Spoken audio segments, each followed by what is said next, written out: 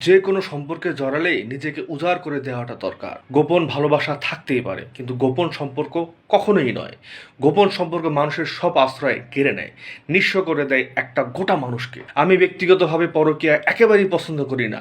আমি খুব দৃঢ় মজবুত সম্পর্ক পছন্দ করি, যেখানে একটা দায়িত্ব আছে, দুজনেরই দুজনের প্রতি ডেডিকেশন আছে, একটা কর্তব্য বোধ আছে, একটা বিশ্বাস আছে, একটা আশ্রয় আছে, যেখানে প্রতিদিন স্নান সেরে একে অপরের চুলের জলে ভেজা গামছায় সুতির চাদরে ও প্রার্থনায় লেগে থাকবে গোটা দিন, যেভাবে জামার গায়ে লেগে থাকা আতরের গন্ধ। প্রতিদিন সকালবেলায় উঠে ওই একটা মানুষের মুখ দেখেও যেখানে ন্যূনতম বিরক্তিবোধ কাজ করবে না। যখন 15-16 ছিল বয়স, তখন এতটা পরোয়া করতাম না, কোনো সম্পর্কে তেমন একটা গুরুত্ব দিতাম না, কিন্তু এখন বড্ড অসহায় লাগে।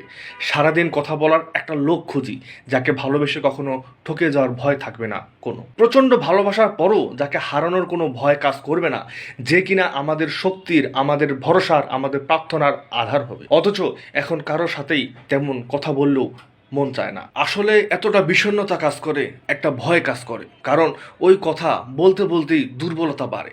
আর তারপর যখন একটা মানুষ যখন সম্পর্ক শুরুর কথা ভাবে, তখন উল্টো দিকের মানুষটা সরে যাওয়ার কথা ভাবে। তাই এখন নিজেকে গুটিয়ে রাখি। কেউ অতিরিক্ত যত্ন নিলে আমার সন্দেহ হয়। আমি জিজ্ঞেস করে ফেলি, কেন এতটা যত্ন নিচ্ছ? কেন রোজ রাত দিন জিজ্ঞেস করছো কেমন আছি, কি করছি, খেলাম কিনা, শুলাম কিনা? হ্যাঁ, আমি জিজ্ঞেস করি, তার কারণ আমি প্রথম থেকেই স্বচ্ছতা পছন্দ করি। যে কোনো সম্পর্কে সে আমার বন্ধুর চোখে দেখে নাকি অন্য কিছু ভাবে, আমার পক্ষ জানাটা খুব দরকার। দুদিনের মহে ভালো লাগার সম্পর্ক যেখানে তৈরি হয়, সেগুলো কখনোই দীর্ঘস্থায়ী হয় না, বেশি দূর টেনে নিয়ে যাওয়া যায় না। বয়স বাড়ার সাথে সাথে আমি জানি মানুষ ছাড়তে ভয় পায়, আঁকড়ে ধরতে চায়।